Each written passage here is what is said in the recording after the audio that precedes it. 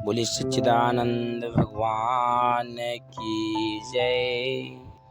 गुरुर्ब्रह्मा गुरुर्विष्णु गुरुदेव महेश्वर, गुरु साक्षात् परम ब्रह्म तस्मै श्री गुरवे नमः। जय श्री राम, जय जय श्री सीताराम, राधे श्याम। भक्तजनों, आज हम आप लोगों तक ऋषि पंचमी व्रत कथा पहुंचाने का प्रयास कर रहे हैं। बंधुओं, इस व्रत कथा से जाने अनजाने में हो जाने वाले समस्त पाप खत्म हो जाते हैं, उनसे छुटकारा मिल जाता है। इसी के प्रसंग में हम आप लोगों तक महाराज युधिष्ठिर और भगवान श्री कृष्ण के संवाद को सुनाने का प्रयास कर रहे हैं। जय श्री राम। एक बार श्री कृष्ण भगवान से महाराज युधिष्ठिर ने प्रश्न किया कि हे देवों के देव, मैंने आपके श्री मुख से अनेकों व्रतों के महात्मों को सुना है। अब आप कृपा करके हमको वो व्रत सुनाइए जिससे समस्त पापों की निवृत्ति हो जाती है।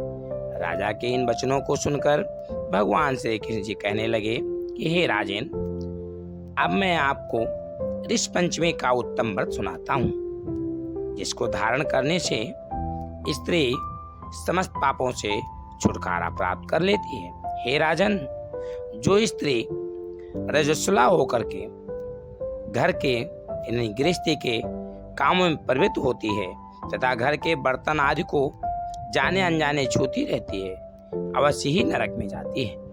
अतः चारों वर्णों के लोगों को चाहिए कि वे रजस्वला स्त्री को घर का कार्य न करने दें, क्योंकि पूर्व समय में वृत्रासुर का वध करने के कारण इंद्र को ब्रह्म हत्या का महान पाप लगा था।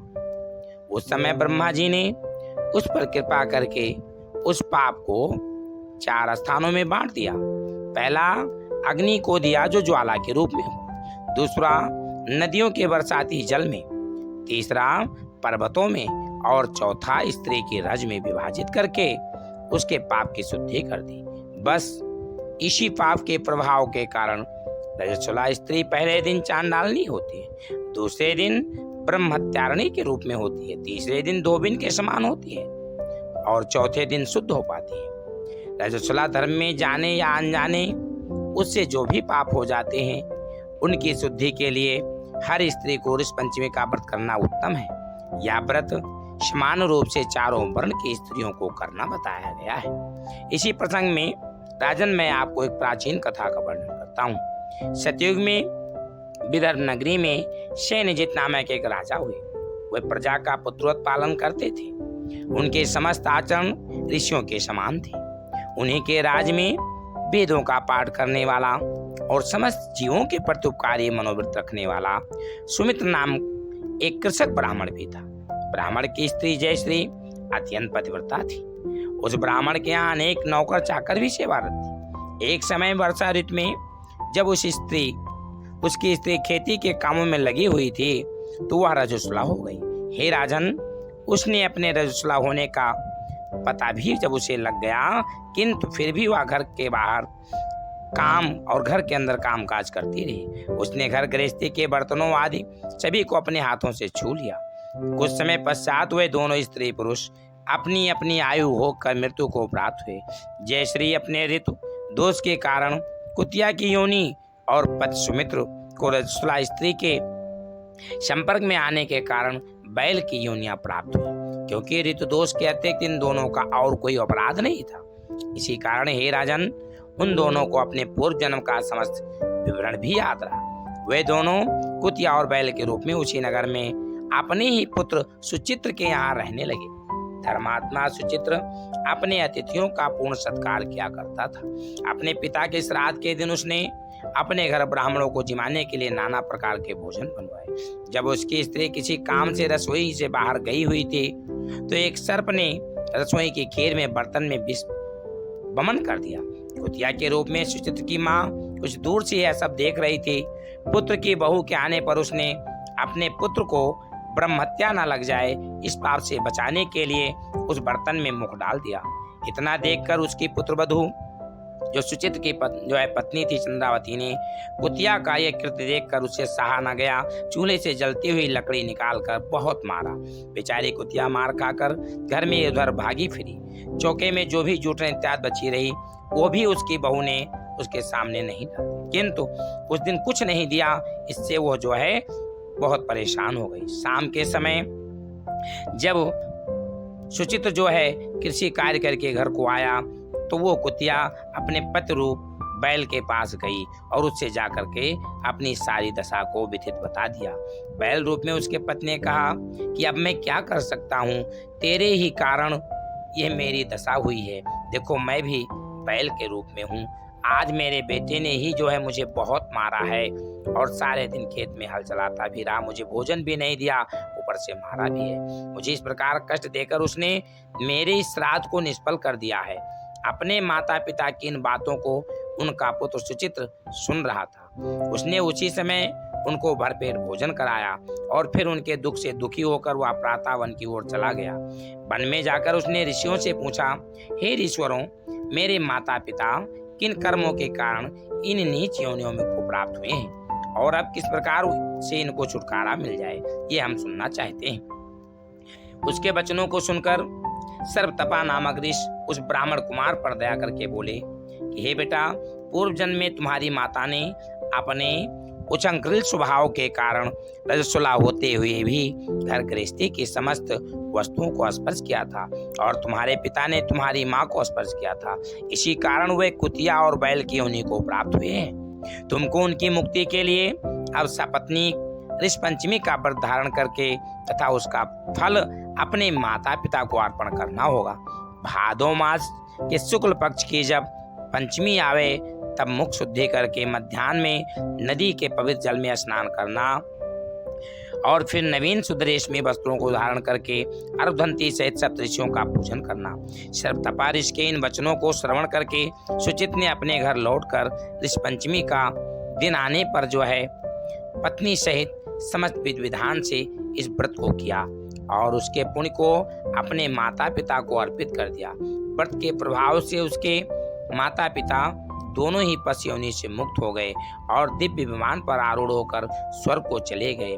हे राजन, इस व्रत को जो धारण करता है अनेकानेक उत्तम वांछित फल को प्राप्त करता है और वह सब केवल इस ऋषि पंचमी के व्रत से ही प्राप्त हो जाया करते हैं, जो अनेकों दान पुण्य से मिलते हैं।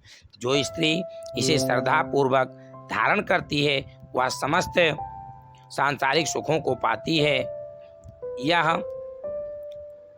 व्रत समस्त ऐश्वर्यों को देने वाला है और स्त्रियों के समस्त पापों को नाश करने वाला होता है, इसमें संशय नहीं है। इस व्रत को पढ़ने और सुनने से सब प्रकार के उत्तम फल प्राप्त होते हैं।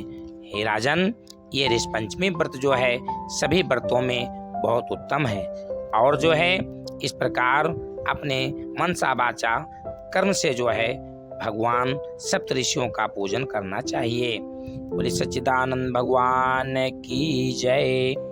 बंधुओं, इस ऋषि पंचमी व्रत के विशेष बात यह है कि जैसे नदी सरोवर में स्नान करने का विधान है, नजदीक में नदी ना हो सरोवर ही सही, सरोवर ना हो तो अपने घर पर ही नित्य यानी सूर्योदय से पहले ही स्नान कर ले।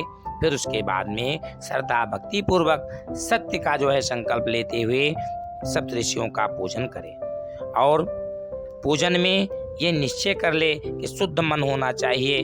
पंचामृत बनाए, सप्तऋषियों को उस पंचामृत में पहले स्नान करावे, तत्पश्चात शुद्ध जल से स्नान करा के शुद्ध वस्त्र से उनके उस पिंड को सुखाकर आसन पर विराजमान कराए।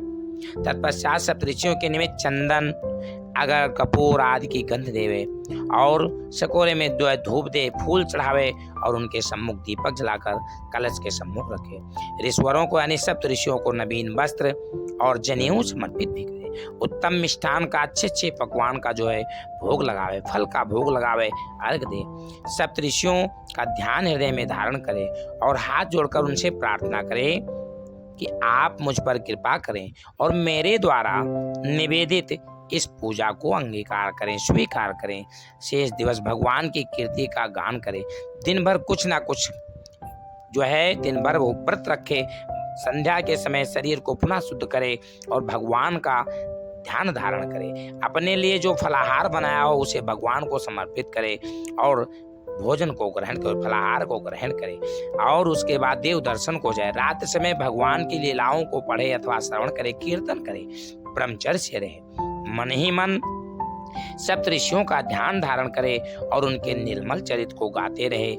जो स्त्री पुरुष इस प्रकार इस महान व्रत को धारण करते हैं वह इस लोक में पापों को प्रक्षालन हो जाने से धन धान्य पुत्र पौत्र आदि समस्त सुखों का सेवन करते हैं और अंत समय में स्वर्ग को जाते हैं।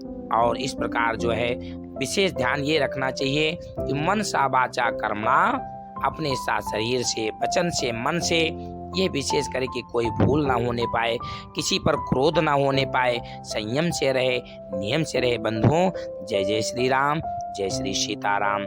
आइए प्रभु के नाम का संकीर्तन कर लेते हैं। बोलो श्री राम जय जय राम, बोलो श्री राम जय जय राम, श्री राम जय जय राम, बोलो श्री राम जय जय राम, बोलो श्री राम जय जय राम।